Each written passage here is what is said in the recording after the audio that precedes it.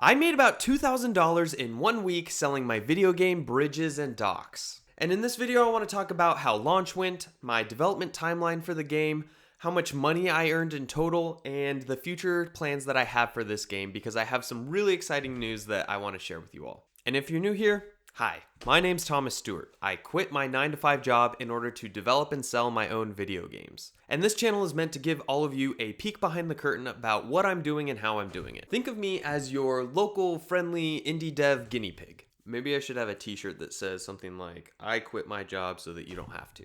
So let's jump into it. If you haven't seen Bridges and Docks before, it's a cozy, minimalist island building game where you can use both manual and procedural generation tools in order to create these unique island environments. Also, you can add cute little sheep and turtles. It's incredible. Launching Bridges and Docks was a huge milestone for me because it wasn't my first Steam launch, but it was my second.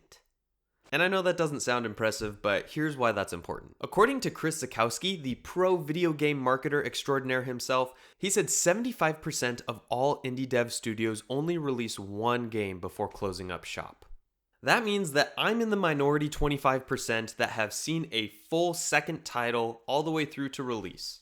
And I should clarify, when I say that I made about $2,000 on launch week with Bridges and Docks, that was just Bridges and Docks on Steam. I actually made more money when you account for my previous game sales and console sales and all of that stuff. I launched Bridges and Docks with about 500 wish lists, which I know isn't a lot, but you have to understand that my strategy isn't to put all of my eggs in one basket, make this big game, spend months and months accruing all of these wish lists, and then try and make a huge splash. I'm just trying to release smaller scoped games, and that's what Bridges and Docks is. So I launched with 500 wish lists. Now, the funny thing is, it's almost exactly the same amount of wish lists that my previous game had at launch, Tanks But No Tanks. But even though they had about the same amount of wish lists, Bridges and Docks actually earned about 4 times more revenue within launch week. So when I launched Bridges and Docks on April 22nd, 2024, the reception was really positive. I had like 10 different YouTubers and streamers cover the game's launch, and all of the reception was really positive, except for the part where the guy with like 100,000 subscribers accidentally deleted his entire island that he worked so hard to build.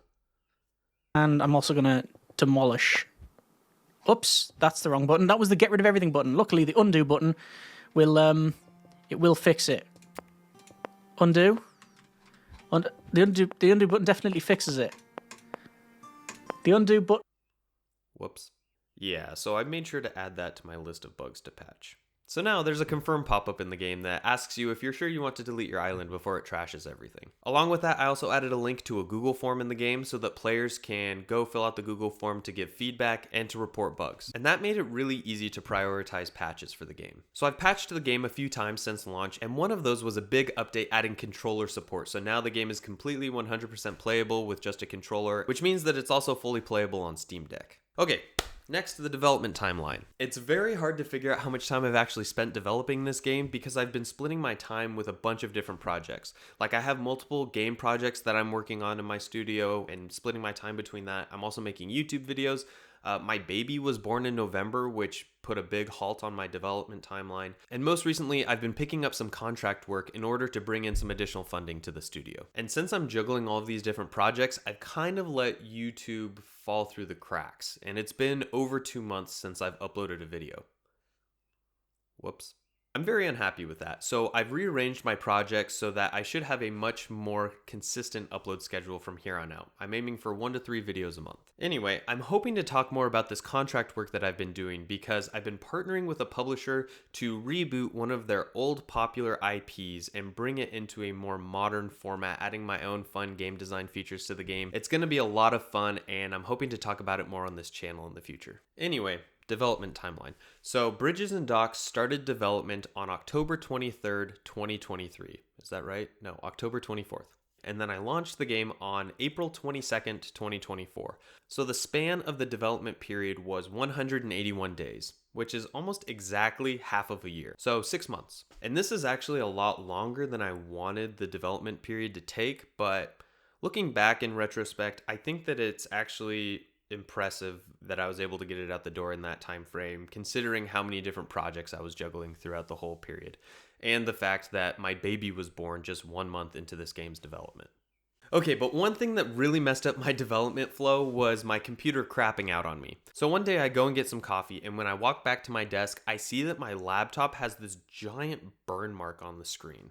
A few hours later, there's some black lines across the whole screen, and then by the end of the day, the entire screen was just black. So my development was stalled until I figured out that the computer actually still works, it was just the display that wasn't working. So if I had an external monitor, then I could still keep working. So all hope was not lost, but it severely impacted my development workflow. I could only work at my desk. I was used to going out into the living room, working on the couch while I'm watching my baby, or if I'm out of town, working wherever I'm at.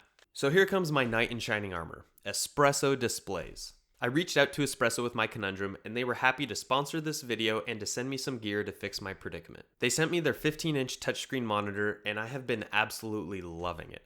Actually, let me go grab it. Okay, so this is the monitor. I mean, look how thin it is, and that's with the cover. Look at this is the entire monitor. Look how thin that is. It's awesome, and it's super light. I can take it wherever I want. So this is my honest review. I would tell you if I didn't like this monitor, but honestly, it's great. It's super thin.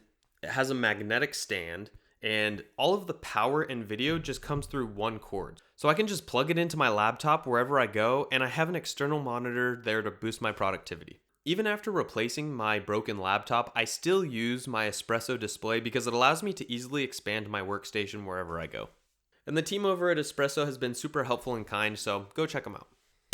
Okay, now let's talk about money.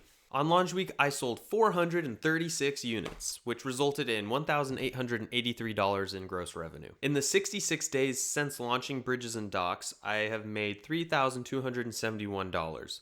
That's an average of about $50 per day since launch. Now that's definitely not enough money to live off of, but it's another trickle of income that contributes to my overall income stream. And I know when I launch this game on consoles, it's going to make even more money, and it will just stack on top of my previous game sales. So I'm slowly getting my way to a sustainable amount of passive income, which brings me to what I'm doing moving forward. So I have some very exciting news. After getting rejected 3 times for unknown reasons, I was finally able to get accepted into Nintendo's developer program. So as part of my console porting process for Bridges and Docks, you can expect to see the game coming on Nintendo Switch in the nearish future. I think the style of games that I'm developing is most at home on Nintendo platforms, so I'm really excited to bring it to the Switch console. So I'm very excited to get onboarded with that process and start putting cozy games like Bridges and Docks onto the Nintendo Switch. Additionally, in the future, I have some ideas for fun content updates that I want to add, some new features and some new items that I want to add to the game. And I'm very excited for the opportunity to start on my next game, which is going to be built on the same framework using the same island generation system,